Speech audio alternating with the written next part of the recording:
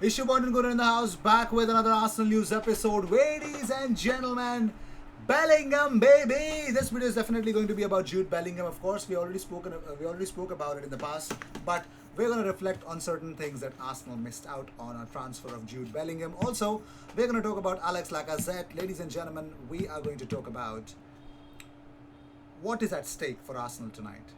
We're going to talk about it. So let's just jump into the news that we got here. We'll not waste any more time. So Alex Lacazette shares this image on social media with the caption "Prep done."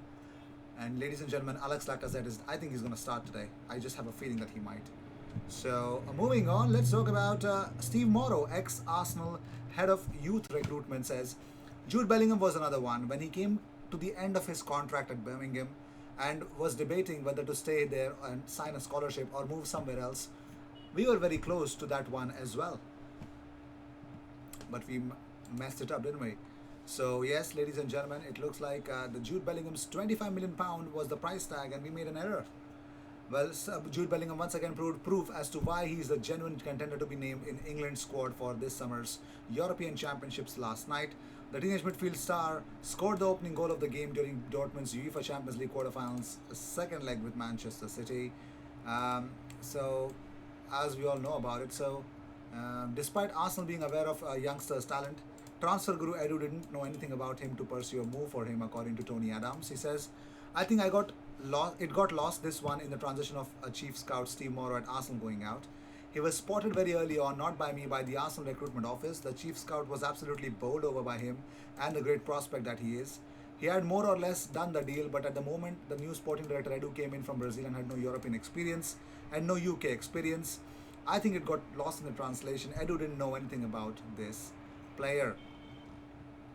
But let's see, that's not the talk of the town. The talk of the town should be different, as we already talk about it, that Arsenal have rejoined Eric Garcia's race. Arsenal have rejoined the race to sign Manchester City centre-back Eric Garcia. That is according to a report by Daily Star, who claim Arsenal are to rival Chelsea for his signature this summer. Garcia is out of contract at the Etihad Stadium. We all know that. But it looks like he's looked poised to return to Barcelona, the club he actually started his career with. But the financial issues Barcelona are currently facing has put pay to those hopes, meaning it remains anyone's guess as to where the defender could end up ahead at the start of next season. Now, Arsenal unsurprisingly have been put on red alert in their hopes of signing him this summer again. So that's a strong possibility of him joining Arsenal. Let us see if that's a possibility or not. So Mikel Arteta on if reaching the Europa League semi-final is tangible progress. He says absolutely the only tangible thing is results. Whether you're doing a good job or not, to judge it externally is only going to be judged with results. Internally, you know what you're doing.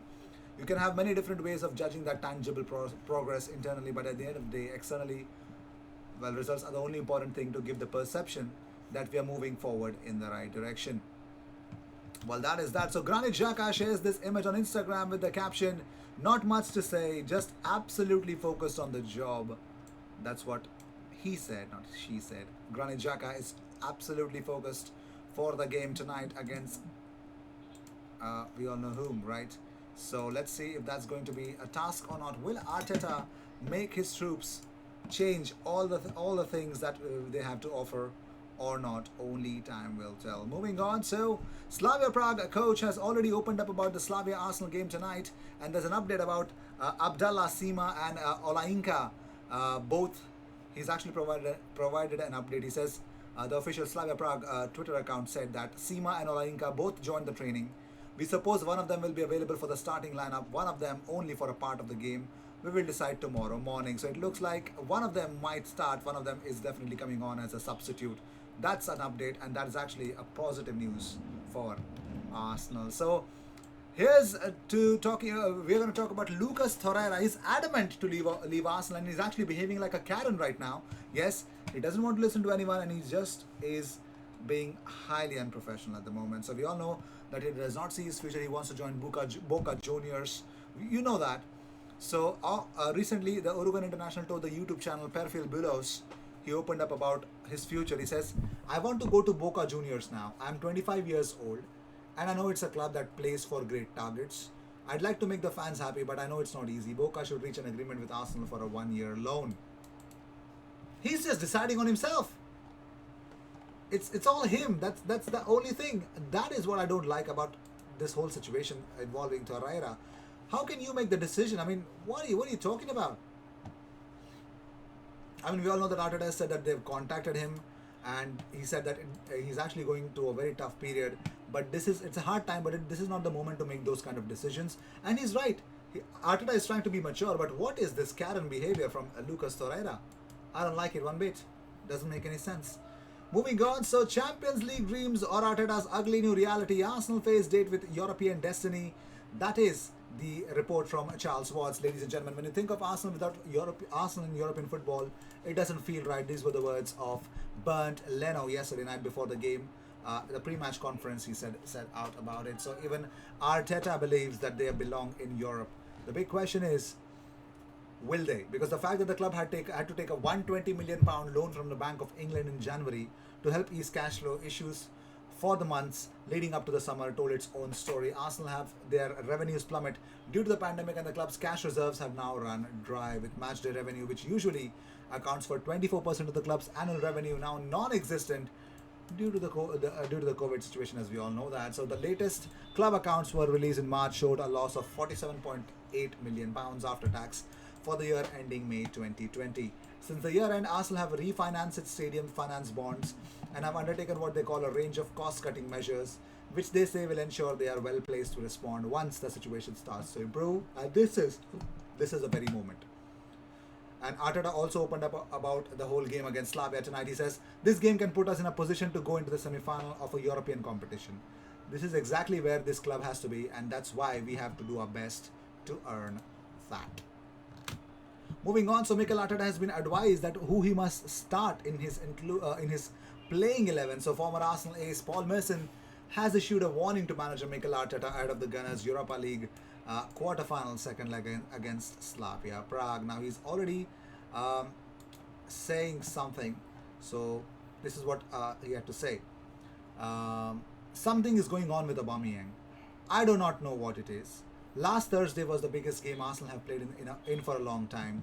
The biggest earner, and the name was sitting on the bench. If I need to win a football match, I know I will get chances there. I need my best goal scorer on the pitch. If he does not bring anything else to the party, he will put the ball in the back of the net. He finds himself at the back post, tapping them in, and there is an art to that. So for me, he plays as they have to win. You have to get your goal scorers on the pitch when you have to win. So Mason also added, he says, I have to play my star man, and I would play him up front alongside Alex Lacazette with three in the attack, Saka, Nicola Pepe, and say to them, just get us a goal and we will defend and they will cause havoc. So right now, Paul Merson wants Mikel Arteta to start Aubameyang. Anyhow, he needs to start tonight. But here's the thing. Now I'll tell you what is at stake tonight. What is at stake right now? It's every Arsenal fan's hopes to see Arsenal in a Champions League contest. It's every fan's hopes to be not being mocked by rival fans just because this is our only hope to get in the European competition. It does not even look likely that we could actually make through via the league route. There's no possibility at all. There isn't any possibility, I must say that.